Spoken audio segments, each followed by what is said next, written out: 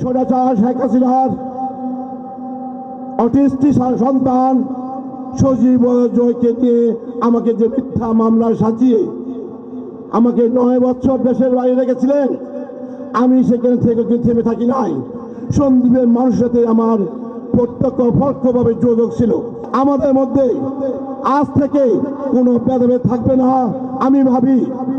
আমি ভাববো আজকে আমাদের যে সব ধরনের প্রাথমিকতা ছিল সেটা আজকে আমরা মিনিমাইজ করে আমরা আমাদের আন্তর্জাতিক আজ থেকে আমরা একসাথে কাজ করব। আমাদের মেধা প্রজ্ঞা আমাদের কর্মদক্ষতা দিয়ে আমরা সন্দ্বীপের এই সিটটাকে অর্জন করে বেগম খালেদা জিয়া এবং তারেক রহমানকে আমরা উপহার দিব বলে আমি আশাবাদ। প্রিয় সঙ্গীবাসী, আমাদের এই অবহেলিত দ্বীপ, আমাদের সাথে আরেকটা অবহেলিত ইউনিয়ন আছে, উড়িষ্যর ইউনিয়ন। আমরা তো বা কোনো রকম আছি। আমাদের উড়িষ্যর ইউনিয়নের যে দুর্ভোগ বলতে গেলে ওই সময়টুকু আজকে আমার নেই।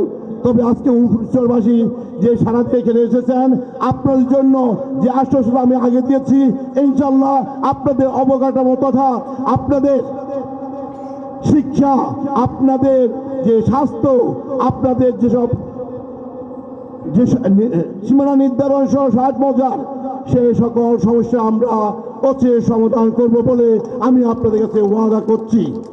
এবং অতি সহসায় আপনার জন্য কিছু নতুন বার্তা আসবে, আপনারা অবশ্যই খুশি হবেন।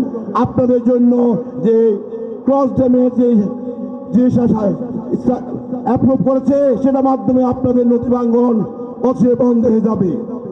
আজকে আমি 5 সেপ্টেম্বরের আক্রমণ পর্যন্ত কেন আমি বাংলাদেশ দিয়ে ঢুকতে পারি নাই সেই সম্বন্ধে আমি দুটা কথা আপনাদের সামনে বলতে চাই।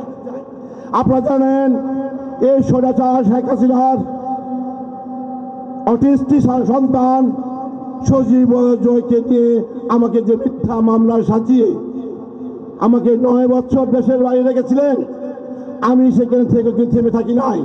সন্দ্বীপের মানুষের সাথে আমার প্রত্যক্ষ পরোক্ষভাবে যোগাযোগ ছিল। আমাদের সবাই সংগ্রাম ভিন্নভাবে আছে। আমি সে 91 থেকে বিভিন্নভাবে সন্দ্বীপের উন্নয়ন নিয়ে মাথা ঘেমেছি, যতটুকু পেয়েছি আমি দূর থেকে করেছি। গণতন্ত্র পুনরুদ্ধার জন্য প্রবাস থেকে আমি যেসব কাজ করেছি, শেখ হাসিনা সহ্য করতে না পেরে আমাকে একটা বিভ্রান্তিকর একটা বানোয়াট মামলা আসামি করে 7 বছর সাজা দিয়েছিলেন। কিন্তু মহান আল্লাহ কৃপায় আমি দেশে এসেছি। আজকে আপনাদের এতগুলো মানুষের সমাগম দেখতে পেয়েছি, আপনাদের সামনে 2-4টা কথা বলার সুযোগ আমাকে পেয়েছি।